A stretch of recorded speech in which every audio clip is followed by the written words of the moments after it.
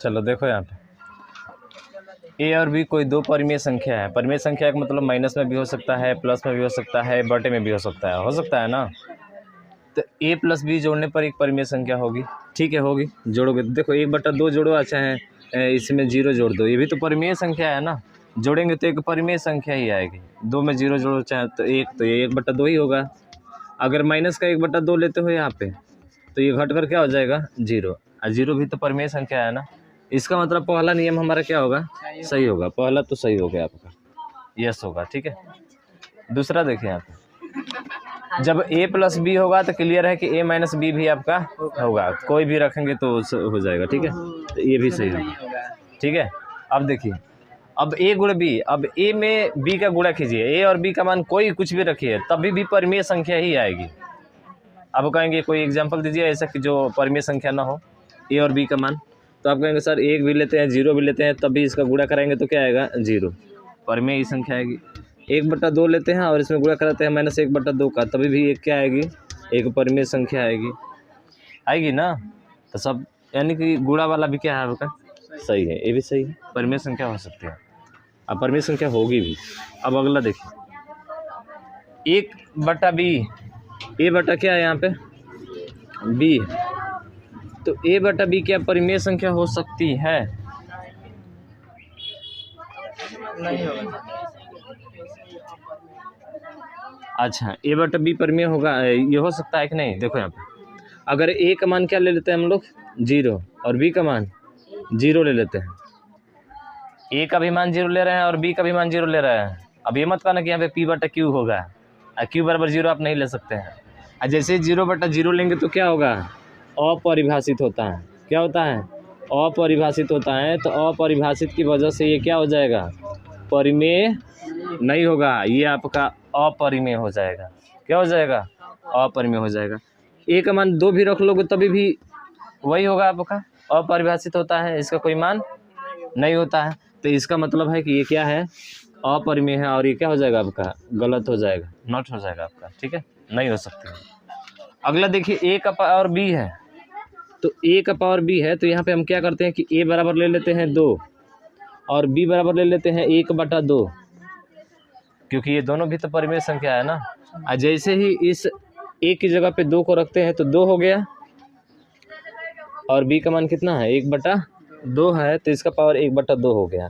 इसका मतलब समझते हो क्या होता है, रूट में होता है, यानी कि रूट में क्या हो जाएगा 2, जो रूट में 2 आता है बाहर नहीं निकलता है तो कौन सी होती है, अपरिमेय संख्या होती है। तो ये परिमेय होगा नहीं होगा, इसका मतलब ये भी क्या है, गलत है आपका, नो और ये यस हो जाएगा। है समझ में? हाँ, तो वही ना, एक गलती कर रहे थे और शर्मा सब सही बता रहे थे। हाँ, ये दोनों आपके गलत हैं, ठीक है, तो लिख लीजिए इसको। परिमेय संख्याओं के योग के नियम में हम लोग जो है पीछे पढ़े थे, समबारक नियम पढ़े थे ना, उसके बाद से क्या पढ़े थे, क्रम विनिमय नियम, और तीसरा जो था आपका क्या, साहचर्य नियम। तो ये तीनों पर लागू होता है, तीनों पे आपका होगा। लेकिन अब जो आएगा इसमें चौथा नंबर वो होगा योगात्मक तत्समक। क्या होता है, ठीक है, तो हेडिंग देंगे इसमें योगात्मक तत्समक, योगात्मक तत्समक हेडिंग होगा इसमें योगात्मक तत्समक। एडिटिव आइडेंटिटी बोलते हैं इसको, एडिटिव आइडेंटिटी, योगात्मक तत्समक क्या होता है जरा ध्यान देना।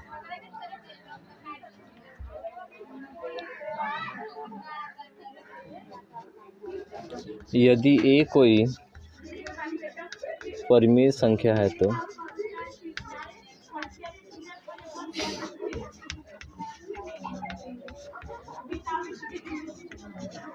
यदि a कोई परिमेय संख्या है तो, अच्छा a एक क्या है परिमेय संख्या, तो जब a में हम 0 को जोड़ेंगे तो बताओ क्या आएगा, 0 आएगा। या फिर 0 में जो है हम a को जोड़ेंगे तभी भी क्या आएगा, 0 ही आएगा। तो दोनों कंडीशन में क्या आ रहा है, इसका मान 0 आ रहा है। यही क्या होता है, योगात्मक तत्समक होता है। इसी योगात्मक तत्समक को हम लोग क्या, सॉरी यहाँ पे जीरो नहीं होगा, ए होगा ना, अरे ए में जीरो जोड़ेंगे तो ये होगा, और जीरो में ए जोड़ेंगे तभी भी क्या होगा, ए ही होगा। मतलब सेम वही संख्या होती है, जो परिमेय संख्या है वही परिमेय संख्या आती है। तो इसलिए इसे हम लोग शून्य तत्समक भी बोलते हैं। क्यों बोलेंगे, क्योंकि शून्य जो है किसी भी परिमेय संख्या में जोड़ने पर सेम वही संख्या हमको क्या हो जाती है, प्राप्त हो जाती है। इसलिए इसे हम क्या नाम देते हैं, शून्य तत्समक भी कहा जाता है इसे। समझ रहे हो ना, क्योंकि शून्य जोड़ने पर सेम वही संख्या आ रही है, परिमेय संख्या ही। शून्य एक ऐसी संख्या है जिसमें किसी भी संख्या का जोड़ते हैं तो सेम वही संख्या क्या हो जाती है, प्राप्त हो जाती है। लेकिन भाग किया जाता है तो हमेशा शून्य में किसी संख्या से भाग किया जाता है तो हमेशा क्या आता है, शून्य ही आता है। शून्य में किसी भी संख्या से भाग किया जाता है, लेकिन शून्य से जब भाग किया जाता है तो उसका मान अपरिभाषित हो जाता है। समझ रहे हो ना, जैसे कि 4 में अगर 0 का भाग करोगे तो अपरिभाषित हो जाएगा, इन्फिनिटी हो जाएगा। अगर किसी संख्या में ठीक है, अगर 0 में जो है किसी भी संख्या का भाग करते हो 4, 6, 8, 10 तो हमेशा मान इसका क्या आता है, 0 ही आता है। ठीक है, तो उसी तरह से जोड़ते हैं तभी भी क्या आता है, 0 आता है। इसलिए इसे हम लोग क्या कहते हैं, शून्य तत्समक भी कहा जाता है। ठीक है, तो नीचे लिख लेंगे शून्य परिमेय संख्याओं के लिए, शून्य परिमेय संख्याओं के लिए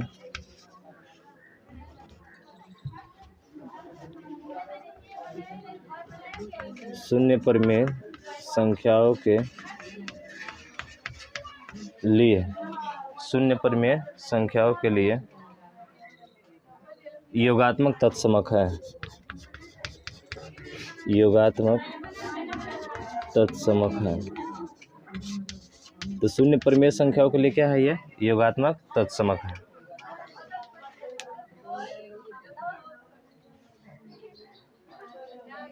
इसे शून्य का गुण भी कहते हैं, इसे शून्य का गुण भी कहते हैं। ठीक, इसे शून्य का गुण भी कहते हैं। आप चाहोगे तो एक ही जगह पे 2/3 भी ले सकते हो। देखो 2/3 में अगर 0 को जोड़ेंगे तो बताओ क्या होगा, 2/3 ही होगा ना। हाँ, सिर्फ वही संख्या आपकी होगी, इसलिए इसे क्या कहते हैं हम लोग, शून्य का गुण भी कहते हैं। अगला लिखिएगा योगात्मक प्रतिलोम। अगला हेडिंग है योगात्मक प्रतिलोम।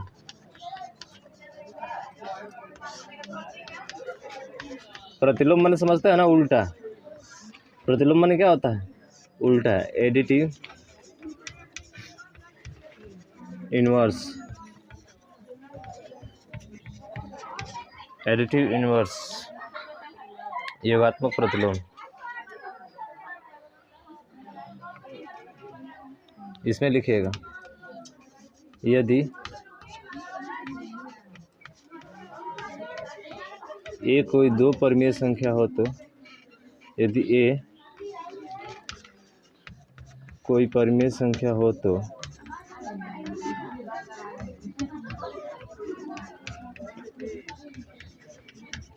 यदि ए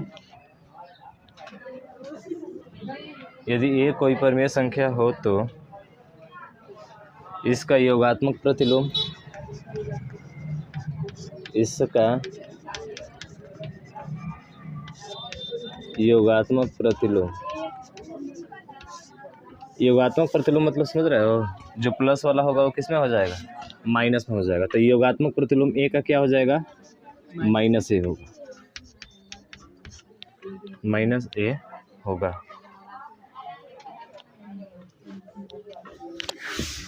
कहने का मतलब ये है कि इसका किसी भी हालात में क्या बनना चाहिए, 0 बनना चाहिए। जैसे देखो ए है तो ये का योगात्मक प्रतिलोम तो युग हो गया, इसका प्रतिलोम माने इसका क्या हो जाएगा, उल्टा हो जाएगा। तो उल्टा में क्या हो जाएगा, माइनस ए हो जाएगा। तो जब इसको जोड़ेंगे तो प्लस और माइनस क्या होता है, माइनस ए, और घटाएंगे तो क्या होगा, 0।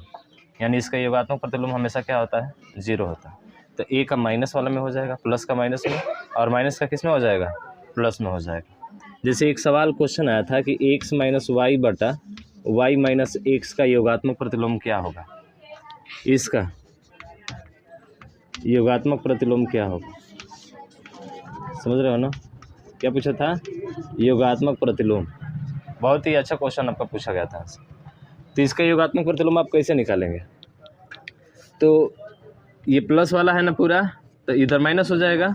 तो इधर जैसे ही माइनस करेंगे ना, तो ये देखिए एक्स माइनस वाई बटा वाई माइनस एक्स, ये माइनस ऊपर ही गुणा करेगा आपका।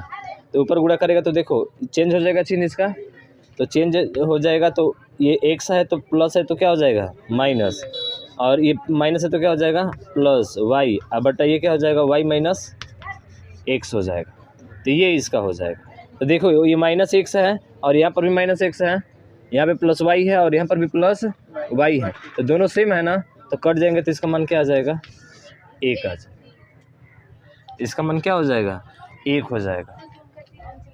हाँ थोड़ा सा समझ में आ रहा है ना? हाँ, तो इसका योगात्मक प्रतिलोम ये आपका हो जाएगा। जैसे कि माइनस से 2/3 है, इसका योगात्मक प्रतिलोम क्या होगा? आप कहेंगे प्लस का 2/3, क्योंकि इसको जोड़ने पर क्या आ जाएगा माइनस आ जाएगा। तो इसको भी जोड़ोगे तो माइनस है जीरो ही आएगा, सॉरी जीरो आएगा, जोड़ने पर क्या आना चाहिए जीरो। तो इसको भी इसमें ले जाकर जोड़ोगे तो जीरो ही आएगा। समझ में आया ना? हाँ, जोड़कर दिखा देगा। इस एक को जोड़ोगे इसमें तो जीरो आएगा। देखो y यहाँ पे प्लस है और यहाँ पे माइनस है, खत्म हो जाएगा। यहाँ पे माइनस एक्स है, ये प्लस एक्स है, ये भी खत्म हो जाएगा, तो जीरो ही ना बचेगा। हाँ, तो किसी भी चीज़ को मतलब योगात्मक प्रतिलोम पूछता है तो माइनस कर देते हैं, वो उल्टा हो जाता है। यानी कि माइनस वाला प्लस में हो जाएगा, प्लस वाला किस में हो जाएगा माइनस में हो जाएगा। ये इसका योगात्मक प्रतिलोम होता है, ठीक है ना? अगर कोई परिमेय संख्या दी रहती है आपका, यही क्वेश्चन आया था ना? हाँ, यही क्वेश्चन आया था पेपर। अगला लिखिए वितरण नियम। हाँ, नीचे वाला रहने देते हैं। अगला है आपका वितरण नियम।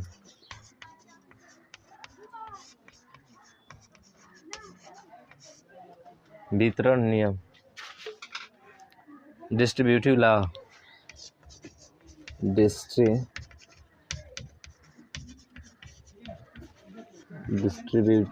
लॉ, वितरण नियम। ये क्या कहता है? यदि ए बी सी 3 परिमेय संख्या है, 3 परिमेय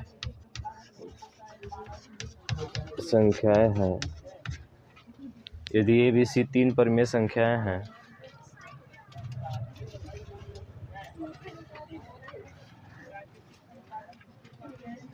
तो योग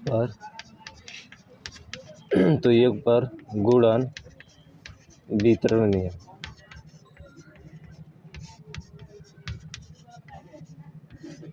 योग पर गुणन वितरण नियम। तो योग पर गुणन वितरण नियम, गुणन का वितरण नियम है, यहाँ पे का लिख लेना, गुणन का वितरण नियम है। जैसे देखो ए गुणे बी प्लस क्या हो जाएगा सी, तो आगे इसको हम लोग किस रूप में लिख सकते हैं? इसको लिख सकते हैं ए प्लस क्या बोलते हैं, अगर ए गुणे बी प्लस सी है तो इसको क्या लिख सकते हैं बताओ? हाँ, ए गुणे बी, यानी कि ए गुणे क्या हो जाएगा बी, अब प्लस है तो प्लस ए गुणे क्या हो जाएगा सी, यानी ए गुणे सी। ये वितरण नियम है इसका, ठीक है? योग गुणन का वितरण नियम ये होता है।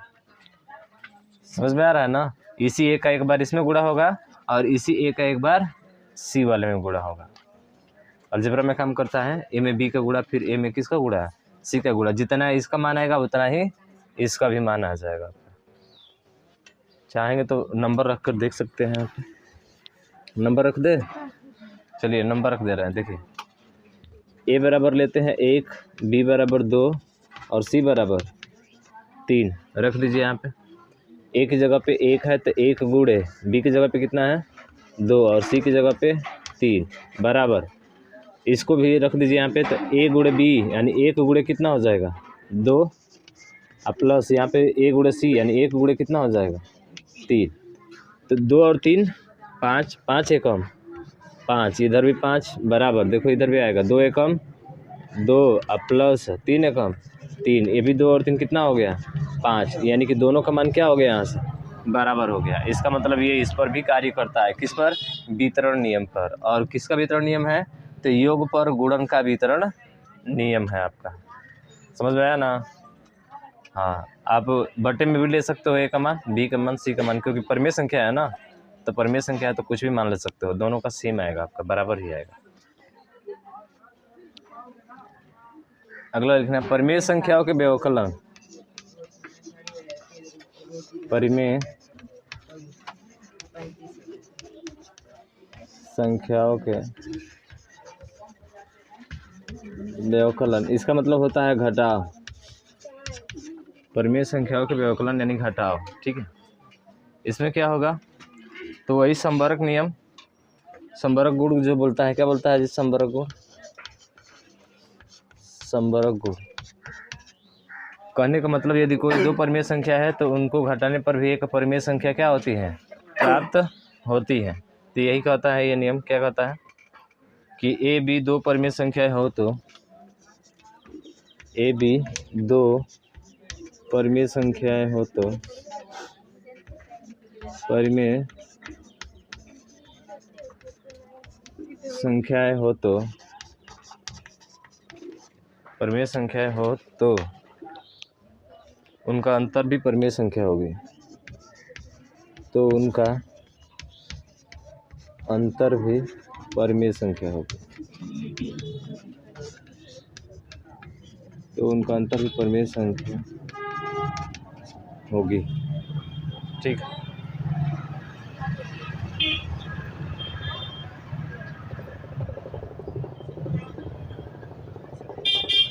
उसी तरह से तत्समक गुण भी है। तत्समक गुण मतलब समझते हो, जब ए में से 0 घटाएंगे तो क्या मिलेगा आपको, ए ही मिलेगा, ठीक है।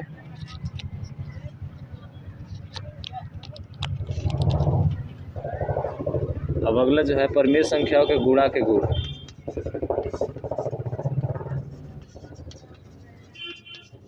परिमेय संख्याओं के गुणा के गुण।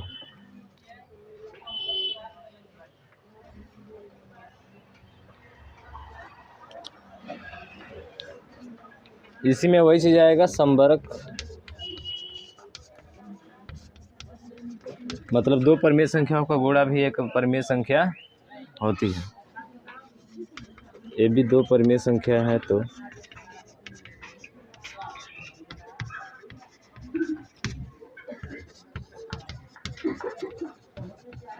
इनका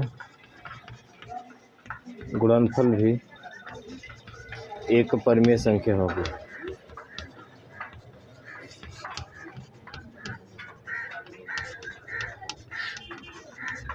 ठीक, एक परिमेय संख्या होगी।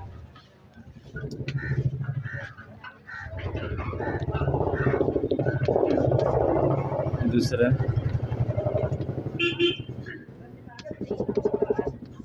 क्रम विनिमय नियम जानते ही हैं आप लोग कि 2 गुणे 3 करें तभी भी 6 आएगा, और 3 गुणे 2 करेंगे तभी भी क्या आएगा, 6 ही आएगा, ठीक है।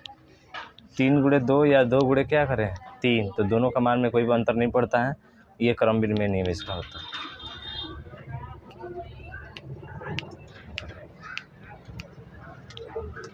तीसरा साचार्य गुण।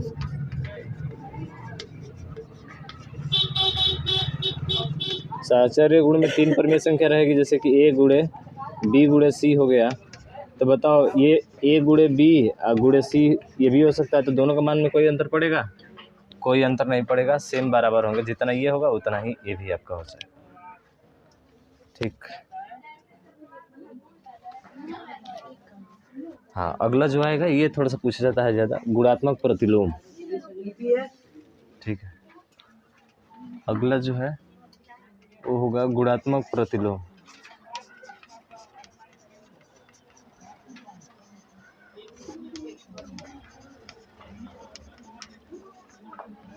गुणात्मक प्रतिलोम इसको बोलते हैं क्या हम लोग,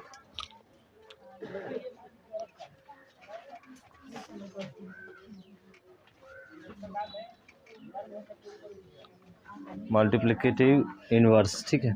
चलिए इसको रहने दीजिए। गुणात्मक प्रतिलोम, इसमें क्या होगा,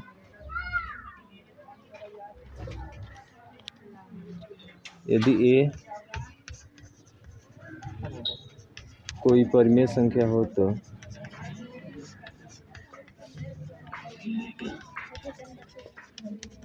यदि ए कोई परिमेय संख्या हो तो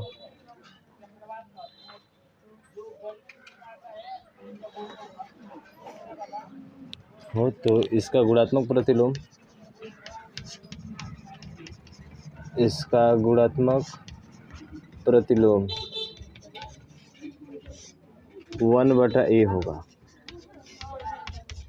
गुणात्मक समझ रहे हो ना, गुणात्मक गुणा जिसको बोलते हैं,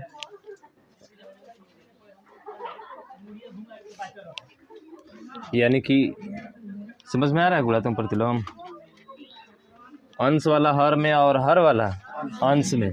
जैसे ए लिखा गया है तो ए के नीचे कुछ नहीं तो क्या है, एक है, तो जब इसको उल्टा करेंगे तो 1/, क्या हो जाएगा, ए। तो यही इसका गुणात्मक प्रतिलोम होता है। क्या होता है, गुणात्मक प्रतिलोम, यानी कि इसको गुणा करने पर दोनों को, उसका मान क्या आएगा, 1 आएगा। दोनों को गुणा करेंगे तो क्या आएगा, वहाँ पे 1 आएगा। जैसे देखो हमने कहा कि ए का गुणात्मक प्रतिलोम क्या हो गया आपका, 1/a। तो ए में 1/a का गुणा करेंगे तो क्या आएगा, 1 आएगा। या इसी को जो है ए में 1/a में भी अगर ए का गुणा करेंगे तो क्या आएगा, 1 ही आएगा। तो 1/a का गुणात्मक प्रतिलोम ए होगा और ए का गुणात्मक प्रतिलोम 1/a हो जाएगा। यानी कि दोनों को गुणा करने पर क्या आना चाहिए, उसका मान 1 आना चाहिए। और देखो 1 आ रहा है। जैसे हम कह दें कि 3/2 का गुणात्मक प्रतिलोम क्या होगा, 2/3, अंश वाला हर में और हर वाला अंश में। देखो इसका भी गुणा कराओगे तो इसका मान क्या हो जाएगा, 1 हो जाएगा, ठीक है। ये हो गए परिमेय संख्याओं के गुणा, उसके बाद से क्या, योग, उसके बाद से आपका जो है जोड़ घटाना भी हो गया सब। तो परिमेय संख्याओं को जितने भी गुण है सब पे बात कर लिया हमने, ठीक है। अब अगला लिखना है अपरिमेय संख्या।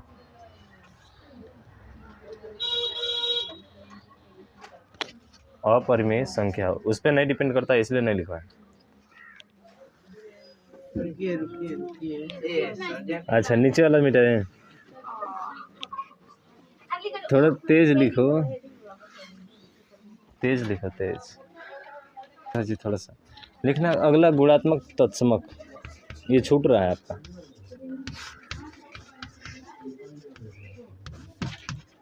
लिखना गुणात्मक तत्समक, यदि ये कोई परिमेय संख्या है तो, यदि ए एक परिमेय संख्या है तो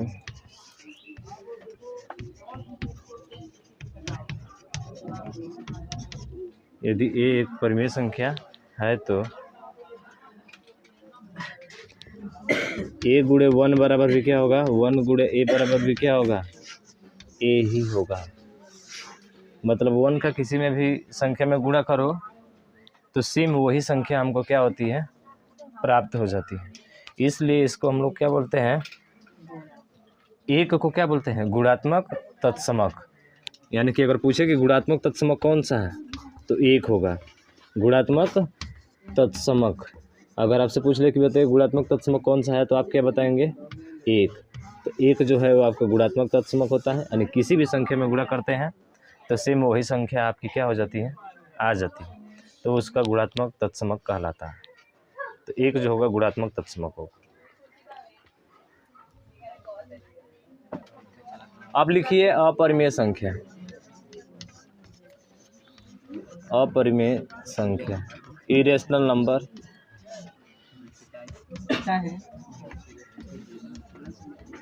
इरेशनल नंबर। अपरिमेय संख्या क्या होती है, सभी को पता है ना, वे संख्या है जिसे p/q के रूप में, वे संख्या है जिसे p/q के रूप में नहीं लिखा जा सकता, नहीं लिखा जा सकता है, उसे क्या कहते हैं हम लोग? अपरिमेय संख्या कहते हैं। जैसे पाई क्या है आपका? अपरिमेय संख्या, इसको पाई बोलते हैं हम लोग, ठीक है। वैसे ही जैसे में रूट में भी आ जाएगा 2, मतलब सभी रूट वाली संख्या परिमेय संख्या अपरिमेय संख्या नहीं होती हैं, कुछ ही होती हैं। बताया था ना वहाँ पर भी, जिसका वर्गमूल निकल गया वो परिमेय हो गया, जिसका नहीं निकला वो अपरिमेय हो गया। उसी तरह से और भी हो सकता है। अपरिमेय संख्या का एक और परिभाषा हो जाएगी, वे संख्या जिसका दशमलव प्रसार अशांत अनावर्ती होता है। क्या होता है? अशांत अनावर्ती होता है। तो ये दूसरा परिभाषा भी लिख सकते हैं, वे संख्या है जिसका दशमलव प्रसार, दूसरी परिभाषा है इसकी, वे संख्या है जिसका दशमलव प्रसार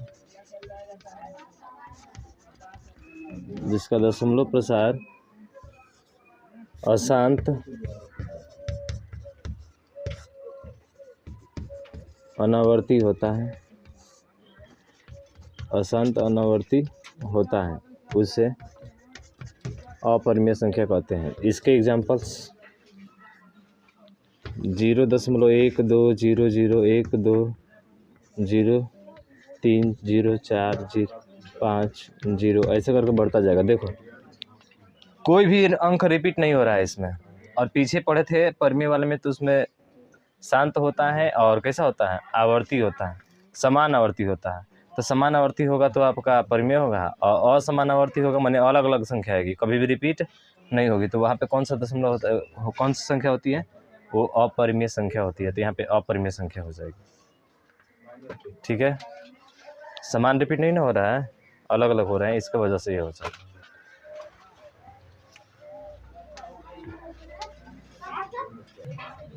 नोट लिख लीजिएगा, नोट करके, ये काफ़ी महत्वपूर्ण होता है, ठीक है। लिखिएगा, दो परिमेय संख्याओं के मध्य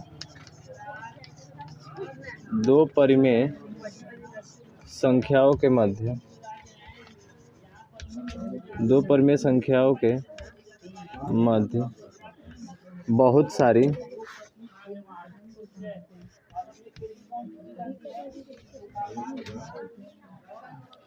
परिमेय संख्याएं होती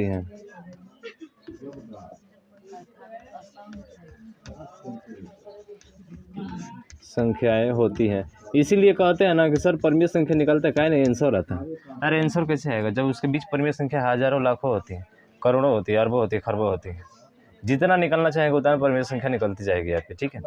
यानी कि दो परिमेय संख्याओं के मध्य बहुत सारी परिमेय संख्याएं होती हैं, इसकी कोई गिनती नहीं है। समझ रहे हो ना? हाँ, तो जब दो परिमेय संख्याओं के मध्य अनंत परिमेय संख्या होती हैं, तो उसी तरह से दो अपरिमेय संख्याओं के मध्य भी कितने होंगी? बहुत सारी होंगी।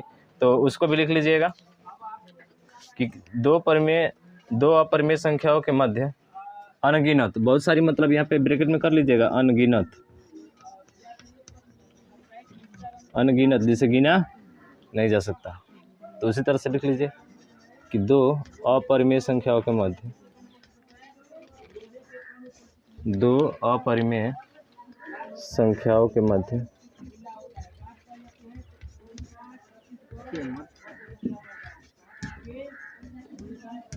अनंत, यानी इसमें भी बहुत सारी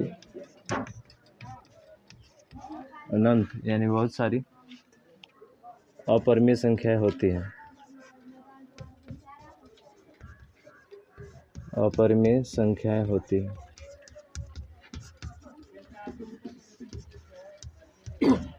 ठीक है।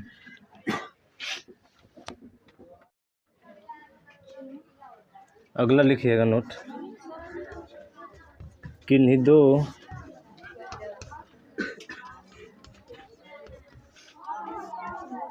परिमेय संख्याओं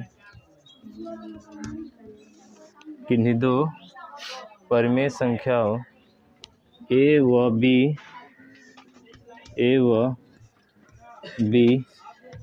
के मध्य केवी परिमेय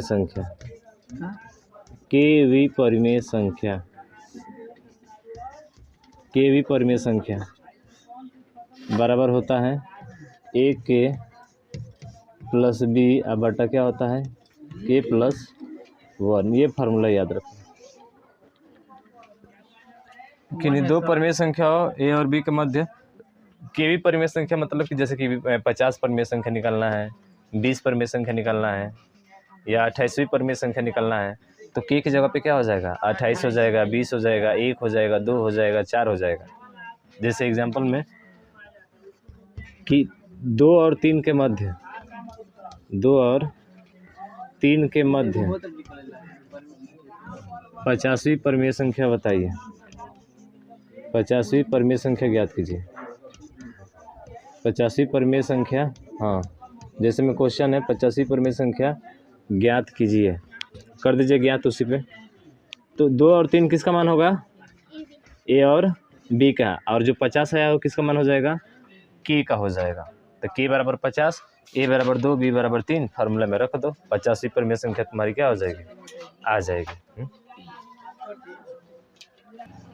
निकाल सकते हो। के का मान 50 हो जाएगा ना, तो रखो ए का मान कितना है? 2, के का मान कितना है? 50, प्लस बी का मान कितना है यहाँ पे? 3, बटा 50 प्लस 1, 50 प्लस 51।